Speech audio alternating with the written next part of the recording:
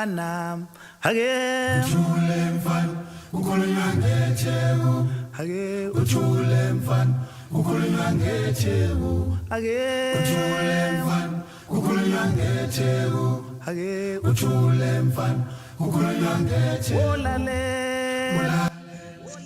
Salve subversivos, salve subversivas, Panda Reis, mais um Tópica Liberdade, aqui pro canal da Editora Merda na Mão aqui no YouTube. Convido vocês a dar uma olhada nas redes sociais da Editora Merda na Mão, assim como no site e todos os demais informações que você pode achar aí na internet. Só digitar Editora Merda na Mão que você vai ter acesso a um vasto material editorial. Certo? Hoje no Tópica Liberdade eu queria falar sobre Ruanda. Era um reino centralizado, seu território foi oficialmente tomado na Conferência de Berlim de 1885 e só foi entregue ao Império Alemão, juntamente com o vizinho Burundi, em 1890, numa conferência em Bruxelas, em troca de Uganda, e da ilha de Heligolândia. No entanto, as fronteiras desta colônia, que na altura incluía também alguns pequenos reinos das margens do Lago Vitória, só foram definidas em 1900. Depois da derrota da Alemanha na Primeira Guerra Mundial, a propriedade foi entregue à Bélgica, ou seja, Ruanda, por mandato da Liga das Nações. O domínio belga foi direto e duro, como também dos alemães tinha sido, e também utilizando a Igreja Católica, que manipulou a classe alta dos Tutsi para integrar o resto da população, na sua maioria Hutus e demais Tutsis, incluindo a cobrança de impostos e trabalho forçado, que já eram quesitos adotados pela Alemanha, e contribuindo para um grande fosso social que já existia. Depois da Segunda Guerra Mundial, Ruanda tornou-se novamente protetorado das Nações Unidas, tendo a Bélgica como autoridade administrativa. Através de uma série de processos, incluindo várias reformas, o assassinato do rei Mutara III, em 1959, e a fuga do último monarca do clã Guinénia, o rei Géry V, para Uganda, os Hutus ganharam mais poder, ou seja, teve um vácuo, com a fuga do último monarca e também do rei, acabou tendo um vácuo, onde os Hutus se apropriaram desse vácuo e ganharam mais poder. E na altura da independência, em 1962, os Hutus eram os políticos dominantes. Em 25 de setembro de 1960, a ONU organizou um referendo no qual os ruandeses decidiram tornar-se uma república. Depois das primeiras eleições, foi declarada a República de Ruanda, com Gregory Kayibanda como primeiro-ministro. Essa é uma pequena e significante introdução. Peço que vá se informar melhor, de uma maneira mais analítica, sobre as origens do martírio africano, com as invasões e colonizações. A ideia aqui é apenas dar uma contextualizada de maneira bem superficial a questão de como Ruanda chegou a esse massacre fratricida, A questão é que todo esse processo colonial e as divisões do governo colonial foram exacerbando o clima tenso e o ressentimento dentro da sociedade de Ruanda. Isso principalmente com a independência do país, levando a vários Tutsis fugirem do país e no exterior, em países vizinhos como Uganda, formarem um grupo rebelde chamado Frente Patriótica Ruandesa, com a ideia de derrubar o governo e acabar com o exílio Tutsi.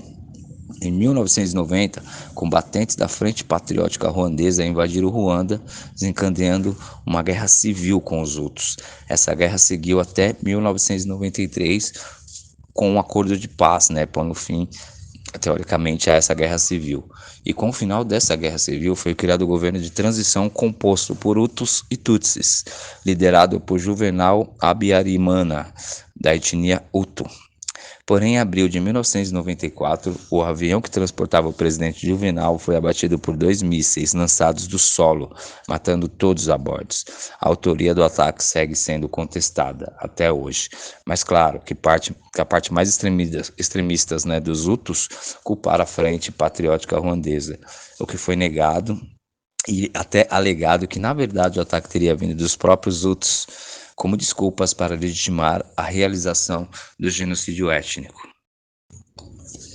O genocídio em Ruanda, que ocorreu em 15 de maio de 1994, deixou a marca de 800 mil mortos em apenas 100 dias.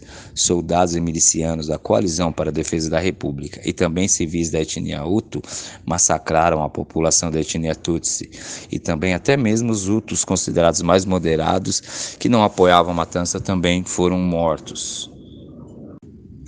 Com uma organização meticulosa, as listas dos opositores do governo foram entregues às milícias, junto com os nomes de todos os seus familiares.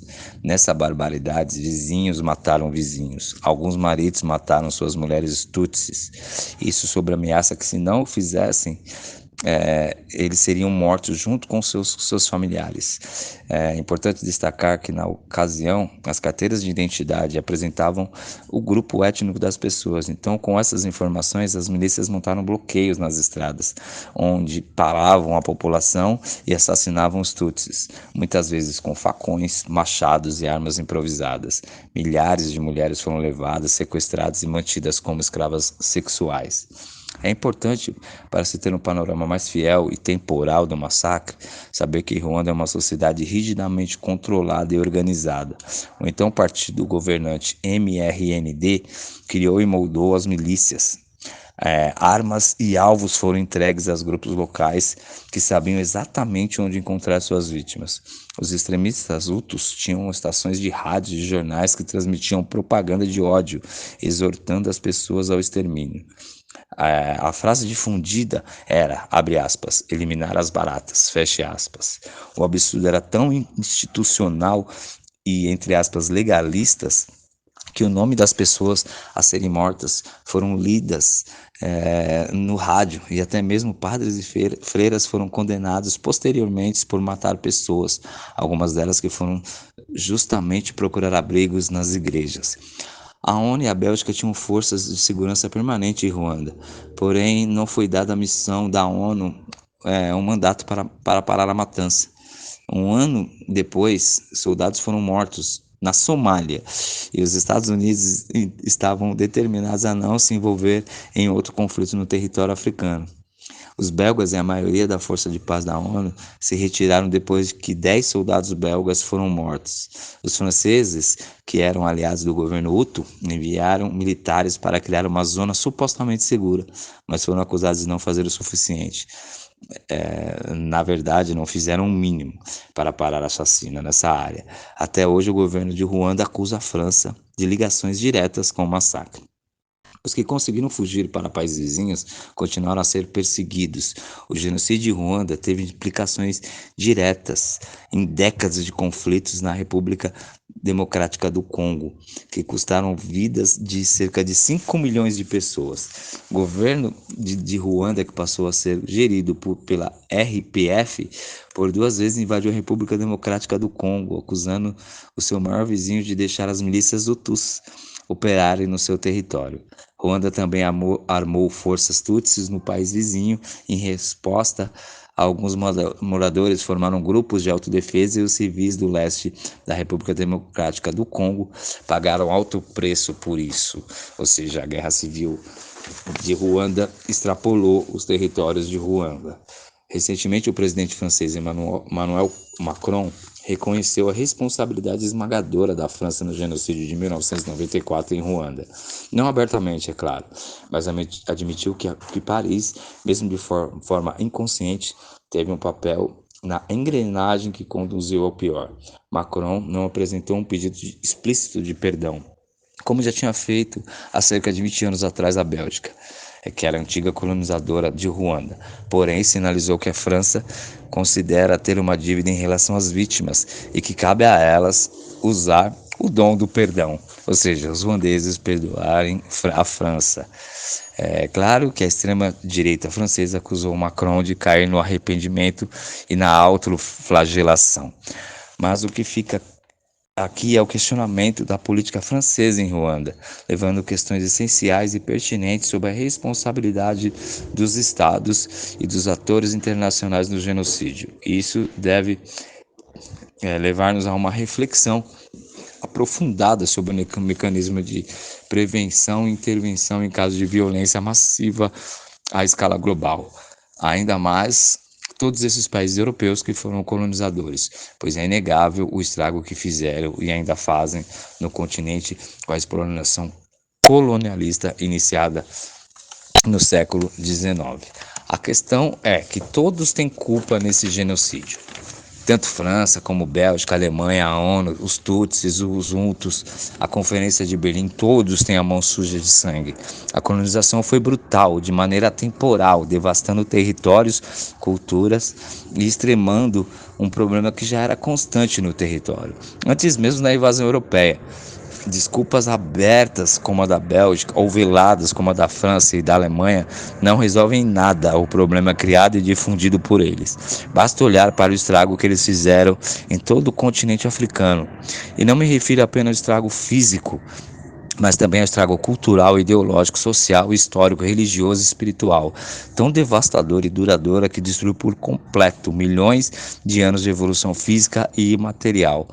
Não serão desculpas, nem pagamentos, que por sinal seria com o próprio ouro, petróleo e pedras preciosas que foram roubadas do continente, ou mesmo levando infraestrutura e condições econômicas europeias para esse território. Nada disso irá restaurar o que se foi perdido para sempre, ou menos grande parte dela.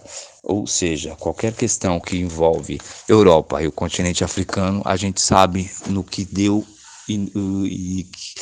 o estrago permanente feito no continente africano. É uma questão delicada porque envolve duas etnias locais, porém fomentadas por questões exteriores, né? Por questões colonizadoras que fomentaram o ódio, fomentaram um problema étnico que já existia no continente há milênios e acabaram se favorecendo com esse massacre. Então, meus amigos e minhas amigas, a questão do continente africano é uma questão muito complicada, complexa, e eu trouxe aqui apenas um pequeno, mísero, medíocre resumo da questão de Ruanda e o massacre dos Tutsis e dos Hutus, né? Uma questão para a gente avaliar, uma questão para a gente discutir e debater, não só na academia, mas também nas escolas, mas também entre os pares, porque é inegável o que se passa hoje no território mais rico do planeta por questões puramente capitalistas, por questões puramente europeias em detrimento ao continente africano. Certo, meus amigos, certo, minhas amigas? Espero que eu possa ter, ao menos, atiçado a curiosidade de vocês, para que vocês busquem, questionem, estudem de uma maneira mais analítica essa questão de Ruanda. Espero que vocês fiquem bem, espero que vocês estejam bem, quero que vocês resistam para existir.